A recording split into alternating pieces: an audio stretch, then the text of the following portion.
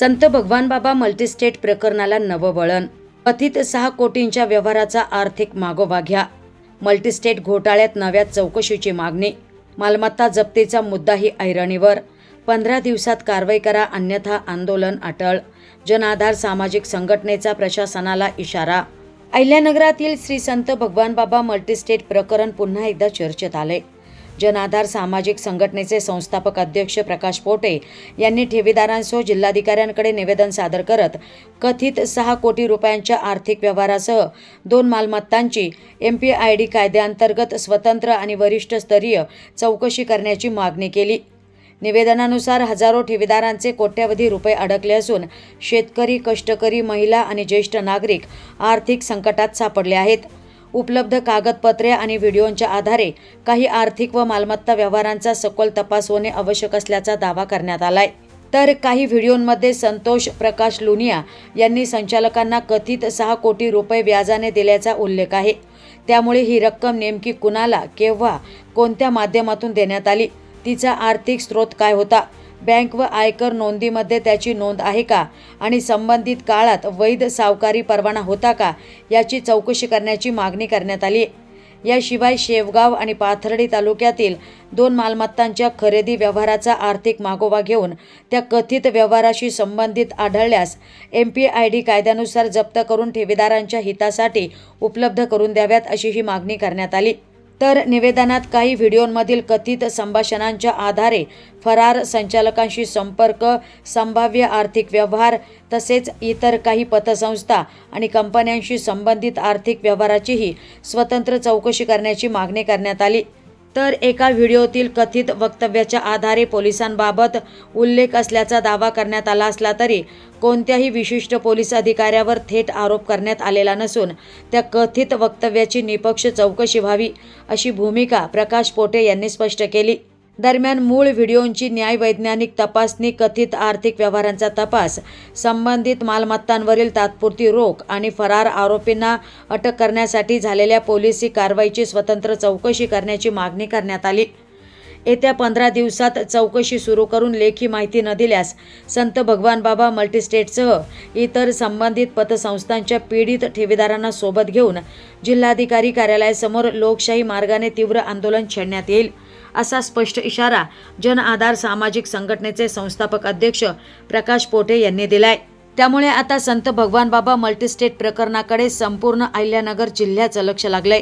आज आम्ही अहिल्यानगर जिल्ह्याचे जिल्हाधिकारी साहेब यांना श्री संत भगवानबाबा मल्टीस्टेट ही बँक बुडाल्यामुळे हजारो लोकांचे करोड रुपये अडचणीत आले आहेत.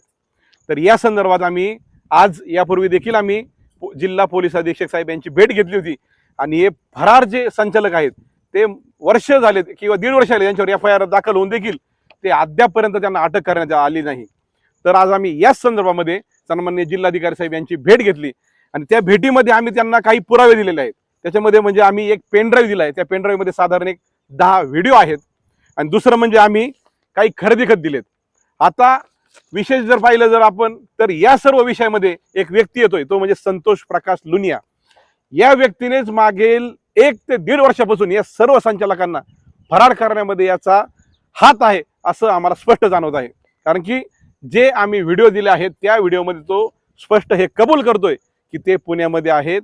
आम्ही तुमच्याशी त्यांच्याशी म्हणजे काय असेल ते बोलणं करू देतो. कारण की माझे मित्र गणेश शेकडे आहेत, यांचे त्या पतसंस्थेमध्ये साधारण 10 लाख रुपये आहेत आणि ते 10 लाख रुपये घेण्यासाठी आम्ही या संतोष प्रकाश लोण्याने त्या 10 लाख रुपयाची जबाबदारी घेतली होती का तुम्ही काळजी करू नका, या मल्टीस्टेटच्या ज्या संचालकांकडे पैसे आहेत ते आम्ही काढून देऊ. त्यासाठी आम्ही सातत्याने त्याचा पाठपुरावा केला आणि आम्ही काही व्हिडिओ रेकॉर्ड्स केले. त्या व्हिडिओमध्ये त्याने कबूल केलं की आम्ही भगवान बाबा मल्टीस्टेटच्या संचालकांना मी म्हणजे संतोष प्रकाश लुनिया यांनी 6 कोटी रुपये व्याजाने दिलेले आहेत. तो व्हिडिओ देखील आम्ही दिलेला आहे. आता त्या व्याजापोटीच त्यांनी त्यांची प्रॉपर्टी खरेदी केली का? कारण की हा प्रश्न असा तयार होतो की त्यांच्या 2 प्रॉपर्ट्या, एक शेवगाव तालुक्यातील बालमटाकळी येथील आणि दुसरी कासार पिंपळगाव हे पाथर्डी येथील, या दोन्ही प्रॉपर्टीचे आम्ही जे खरेदी खत आहेत, इंडेक्स 2 आहेत, ते आज जिल्हाधिकारी साहेब यांना दिलेत. कारण की यातली एक प्रॉपर्टी संतोष प्रकाश लोणे यांनी स्वतःच्या नावावर घेतली आणि दुसरी प्रॉपर्टी ही त्यांच्या मुलीच्या आणि त्यांच्या नावावर घेतली. त्यामुळं MPID कायद्यापासून पळण्यासाठी ही पळवाट आहे का, यातून हा उल्लेख होतोय. कारण की ह्या प्रॉपर्ट्या कोट्यावधी रुपयाच्या प्रॉपर्ट्या जर त्यांनी व्याजाखातीर घेतल्या असतील तर आज ज्या ठेवीदारांनी यामध्ये पैसे गुंतवले त्यांचं काय? त्यामुळे या दोन्ही प्रॉपर्ट्या जप्त झाल्या पाहिजेत. आणि संतोष प्रकाश लुनिया या व्यक्तीचं सातत्याने नाव समोर येतोय. आपण स्वतः पाहिलं की भाग्यलक्ष्मी ही पतसंस्था देखील 8 ते 10 महिन्यापूर्वी नगर शहरातली बुडली गेली. त्यामध्ये देखील कोट्यावधी रुपये ठेवीदारांचे गेले. आणि आम्ही दिलेल्या व्हिडिओमध्ये संतोष प्रकाश लुनिया हा कबूल करतोय की भाग्यलक्ष्मी मध्ये सुद्धा माझे 3.25 कोटी रुपये होते.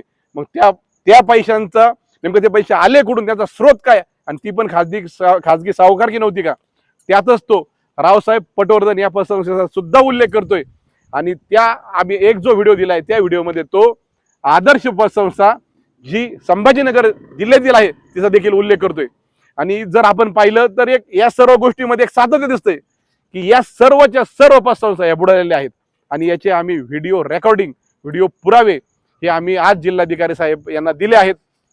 या सर्व बाबींची चौकशी करून या ज्या 2 प्रॉपर्ट्या आहेत भगवान मल्टीस्टेटच्या ज्या खरेदी केलेल्या आहेत MPID कायद्यापासून वाचवण्यापासून, या संचालकांना त्या दोन्ही जप्त कराव्यात आणि गोरगरिबांचे सर्व पैसे द्यावेत.